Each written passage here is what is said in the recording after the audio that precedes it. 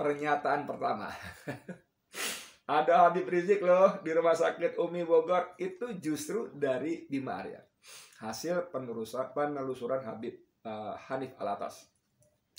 Ia lantas mempertanyakan upaya Bima yang koar-koar ke media tersebut justru menimbulkan kerumunan massa sehingga potensial melanggar protokol kesehatan. Masuk akal nggak sih? Masuk akal loh. Kalau pecintanya tahu ada Habib di situ, murid-murid tahu ada Habib di situ, mereka pasti berbondong-bondong datang, berkerumun juga.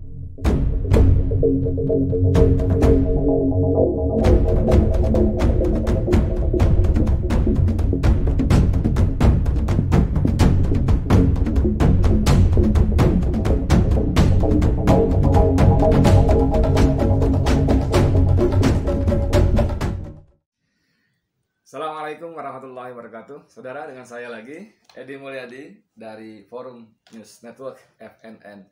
Saudara, masih soal sidang Habib Rizik Syihab kemarin di Pengadilan Negeri Jakarta Timur, Rabu ya, 14 April 2021, menghadirkan saksi-saksi antara lain saksi Wali Kota Bogor Bima Arya. Saksi ini adalah saksinya JPU, Jaksa Penuntut Umum. Banyak kejutan yang muncul dari persidangan kemarin, antara lain ya, misalnya kemarin si wali kota ini, Bima Arya ini, mengaku bahwa dia tidak mencabut laporan terhadap Habib Rizik Syihab karena ada perintah, ada larangan dari Kapolda Jawa Barat. Sampai kalau alasan polisi tidak bisa dicabut, kata Habib Rizik kemarin, kan Anda di wali kota ada ahli hukum, kenapa nggak tanya ahli hukum dan sebagainya. Oke? Nah, ini yang terbaru lagi, judulnya pengakuan terbaru dari Bima Arya. Ada telepon misterius yang bocorkan info Habib Rizik.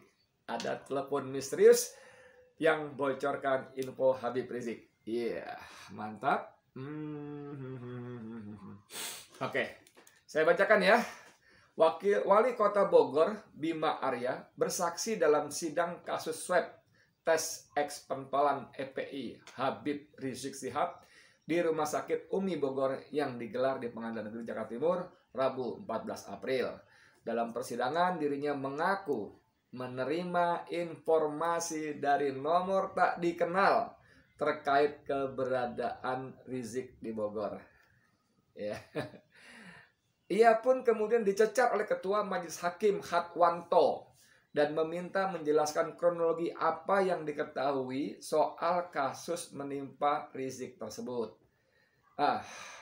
Jadi kalau ada informasi nomor tak dikenal yang membocorkan kepada Bima Arya, "Wih, di Rumah Sakit Umi ada Habib Rizik tuh." Kita mesti tahu nih harusnya siapa si pembocor ini, siapa yang menelpon seorang wali kota ini, kan gitu kan. Kita lanjutkan bacanya. Kemudian Bima pun menjelaskan hal tersebut. Ia menyebut bermula saat Kamis 26 November 2020 dia mendapatkan informasi terkait keberadaan Rizik yang sedang jalani perawatan di Rumah Sakit Umi Bogor. Karena itu ia pun langsung menggelar rapat ke Dinkes Bogor hingga Forkopimda. Forkopimda itu Forum Komunikasi Pemimpin Daerah, pimpinan daerah ya maksudnya ya. Forkopimda setempat biasanya wali kota, Kapolres, siapa lagi, Dandim, Komandan Kodim, apa lagi ya? Itulah barangkali, nggak tahu apa lagi ya. Kami membahas langkah-langkah terkait dengan pencegahan penanggulangan COVID-19 di Kota Bogor saat itu.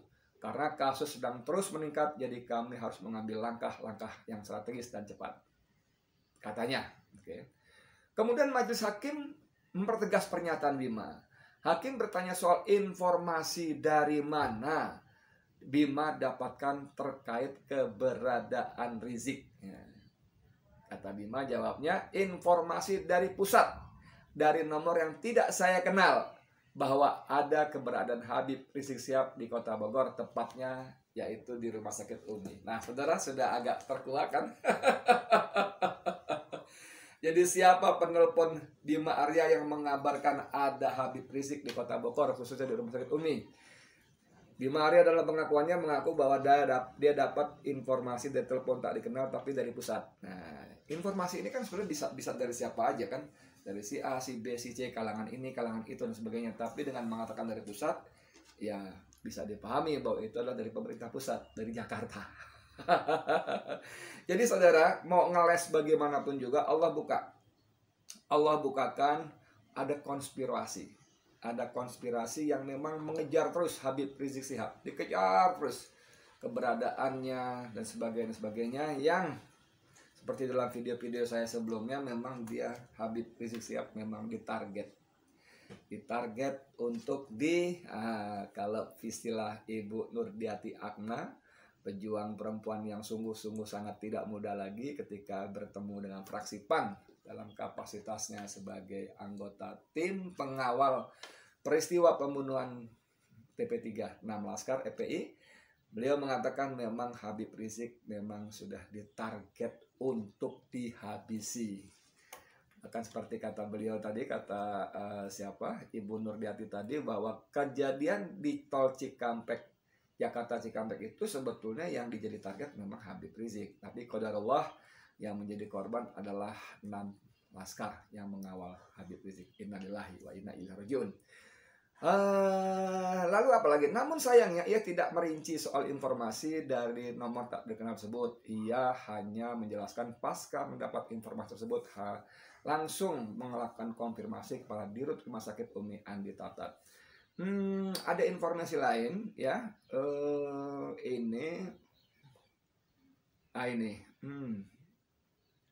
Jadi dalam kapasitasnya sebagai Ketua Satgas COVID Bogor, Kota Madya Bogor, memang Bima bertanggung jawab terhadap penyebaran dan penanganan lah gitu ya, penanganan COVID ini. Tapi lucunya lagi bahwa sebagai Ketua Satgas dia justru memproklamasikan padahal memproklamasikan keberadaan Habib ini sungguh-sungguh sangat berisiko menimbulkan kerumunan. Jangan lupa Habib ini sosok tokoh yang dicintai oleh para pengikutnya. Bukan cuma kalangan Islam, tapi juga non-Islam. Kalangan pada video sebelumnya saya sebut bahwa seorang Jaya Suprana pun menaruh hormat dan kagum kepada Habib Rizik Syihab. Anda tahu Jaya Suprana kan? Seorang keturunan Tionghoa, Cina, pengusaha besar, pendiri dan pemilik Jamu Jago. Jamu Cap Jago ya sekarang memang agak kurang terdengar ya. Waktu zamannya dulu tahun 80-an itu dahsyat sekali Jamu Jago itu. Kemudian siapa tadi? Jaya Suprana itu budayawan, pianis yang handal. Wah, dan dia mendirikan museum humor. Museum Rekor Indonesia maksud saya. Jadi kalau di luar negeri ada Guinness Book of Record, di Indonesia ada MURI, Museum Rekor Indonesia, MURI ya, pendirinya beliau. Jadi orang ini sangat-sangat terkenal dan mengagumi Habib Rizik. Ada wawancaranya tahun-tahun berapa ya, dan disiarkan bisa ditemukan itu. Kemudian ada lagi Permadi ini politisi PDIP yang sudah sangat senior, kemudian sekarang udah keluar dari PDIP karena merasa kecewa dengan perjalanan kebijakan pimpinan PDIP. Dan dia selalu menyebut dirinya sebagai penyambung lidah Bung Karno. Tampil khas selalu hitam-hitam, berpakaian celana baju hitam, dan terkenal dengan kliniknya dan sering membuat ramalan itu. Tapi beliau pun mengakui kehebatan Habib Rizik Syihab dan mengaguminya. Yang terakhir dalam video saya sebelumnya, dua perempuan yang mohon maaf ya mengaku diri perempuan nakal. Satu jelas-jelas mengaku gue nakal, gue tatoan gitu kan. Yang satu lagi mengaku perempuan dengan kehidupan malam yang pernah sangat benci pada Habib Rizik Syihab dan FPI karena kesenangan kehidupan malamnya merasa terganggu dengan razia-razia FPI pada waktu itu. Tapi setelah dia menyadari bahwa apa yang dilakukan oleh Habib dengan FPI-nya itu justru benar-benar untuk menyelamatkan bangsa, generasi muda Indonesia terutama, dia justru jatuh cinta kepada Habib dan FPI. Dahsyat. Jadi kalau Bima Arya mengabarkan kepada publik, istilah ini berkoar-koar tentang keberadaan Habib Rizik yang sebetulnya memang diam-diam di rumah sakit Umi untuk general check up dan istirahat, tapi di kuar-kuar, ya udah mau nggak mau shoot orang datang nih ya. Saya bacakan ya. Menantu Rizik cecar Bima Arya soal kuar-kuar rumah sakit Umi. Ini beritanya. Oke. Oke, saya bacain ya. Menantu eks pentolan EPI Rizik Syihab Muhammad Hanif Alatas mencecar wali kota Bogor Bima Arya terkait keputusan Bima yang mengumumkan Rizik dirawat di rumah sakit Umi kepada media massa pada akhir November 2020. Hal itu disampaikan dalam persidangan lanjutan kasus tes swab rumah sakit Umi dengan terdakwa Rizik Syihab dan Hanif Alatas di Pengadilan Negeri Jakarta Timur. Awalnya Hanif menanyakan langkah Bima yang memberikan atensi lebih terhadap keberadaan Rizik di rumah sakit Umi. Saudara memberikan atensi khusus kepada terdakwa karena sorotan publik agar tak menimbulkan kerumunan. Apakah betul? Tanya Hanif. Betul, jawab Bima. Hanif lantas membeberkan hasil penelusurannya bahwa pernyataan pertama terkait keberadaan Rizik di rumah sakit Umi disampaikan oleh Bima. Pernyataan pertama. Ada Habib Rizik loh di rumah sakit Umi Bogor, itu justru dari Bima Arya. Hasil penelusuran Habib Hanif Alatas. Ia lantas mempertanyakan upaya Bima yang koar-koar ke media tersebut justru menimbulkan kerumunan massa sehingga potensial melanggar protokol kesehatan. Masuk akal nggak sih? Masuk akal loh. Kalau pecintanya tahu ada Habib di situ, murid-murid tahu ada Habib di situ, mereka pasti berbondong-bondong datang, berkerumun juga. Bang tadinya sengaja Habib itu diam-diam supaya bisa istirahat, ya kan? Dan ternyata, aduh, malah dikoar-koarkan kata jadi itu ya. Bukannya kalau publik tahu jadi mancing kerumunan dan bisa melanggar prokes? Tanya Hanif.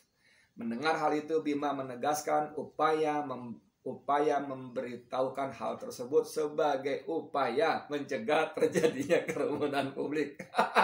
Justru kami dari awal mengumumkan ke publik untuk mencegah itu. Iya tuh caranya tuh. Orang berkerumun itu logikanya ya Om Bima Arya, logikanya orang berkerumun itu karena tahu.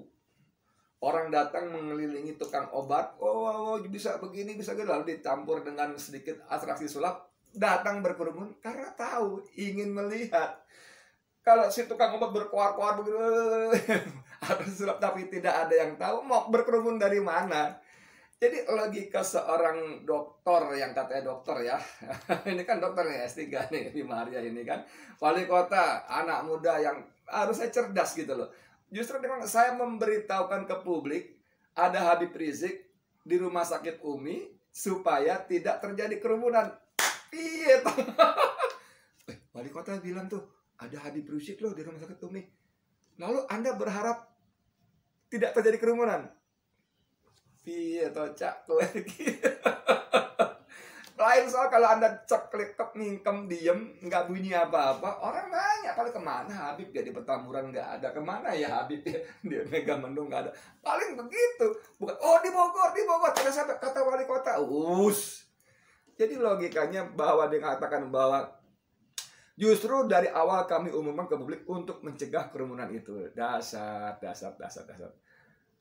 Tak berhenti sampai di situ, Hanif juga menceritakan dirinya dan Rizik mendapat banyak karangan bunga dari orang tak dikenal usai diumumkan oleh Bima ke publik. Ya iyalah, ya kan? Kalau mereka nggak bisa datang, memang ada rezekinya yang berlebih atau cukup lah, lebih dari cukup, tentu normal kalau mereka kirim bunga ucapan selamat, semoga lekas sembuh dan sebagainya, seterusnya, itu normal. Dan itu terjadi karena Bima Arya mengumumkan kepada publik ada Habib Rizik di rumah sakit Umi, walaupun katanya dengan niat supaya tidak terjadi kerumunan. Aduh, negeri bolak-balik. Aduh. Meski demikian, Bima menegaskan tak mengetahui mengenai hal tersebut. Tidak tahu bahwa ada kemudian bunga dan sebagainya. Padahal dia datang loh. Dia sengaja datang ke rumah sakit Umi loh. Aduh. Hanif kembali menilai bahwa upaya Bima Arya koar-koar ke media tersebut potensial menimbulkan kerumunan publik. Ia lantas bertanya pada Bima, apakah pengumuman kepada publik itu telah menimbulkan kerumunan atau tidak di Bogor?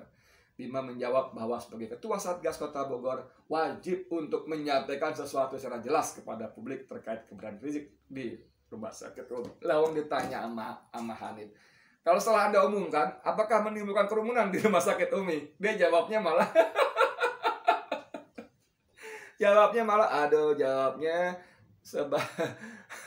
sebagai Ketua Satgas Kota Bogor wajib untuk menyampaikan sesuatu secara jelas kepada publik. Ya, sesuatu apa? Yang bagaimana yang harus jelas? Yang harus jelas itu berapa jumlahnya yang kena, berapa yang sembuh, berapa yang meninggal, itu harus jelas. Bagaimana penanganannya, upaya apa yang harus dilakukan pemerintah Satgas terutama Kota Bogor yang menjadi yang di bawah pimpinannya, itu yang dijelaskan kepada publik, justru bukan sebaliknya menjelaskan kepada publik, ada Habib Rizik loh di rumah sakit Umi Bogor, dengan niat supaya tidak terjadi kerumunan. Ampun.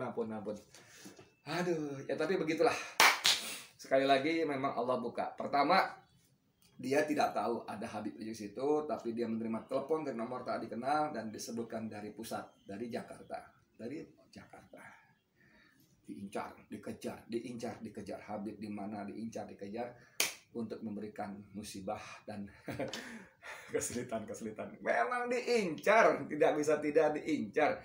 Ada video saya sebelumnya, ada target-target tertentu, apalagi Dias Hendro Priyono, begitu Habib Rizik masuk ke Polda, diperiksa sebagai tersangka, langsung berubah menjadi saksi, keluar malam dengan tangan di borgol gitu, ya kan?